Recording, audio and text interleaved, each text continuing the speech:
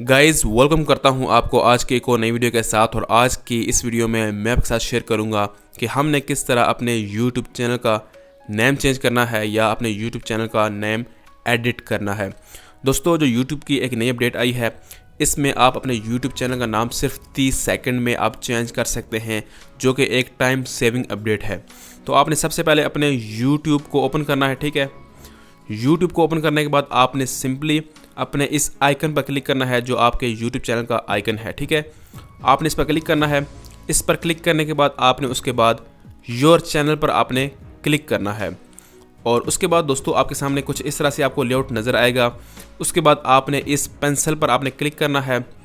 Pencil पर click करने के बाद ये आपके चैनल का नेम है और ये डिस्क्रिप्शन है। आप यहाँ से अपनी फ़ोटो भी चेंज कर सकते हैं अपने YouTube की। तो उसके बाद दोस्तों आपने कैसे अपने YouTube चैनल का नेम चेंज करना है, आपने इस पेंसिल पर आपने क्लिक करना है।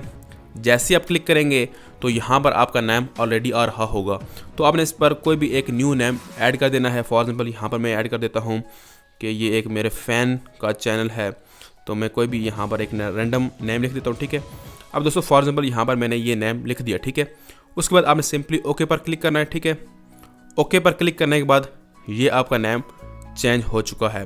तो दोस्तों आपने इस तरह सिंपली इजीली अपने YouTube चैनल का नेम चेंज करना है सिर्फ और सिर्फ 30 सेकंड में।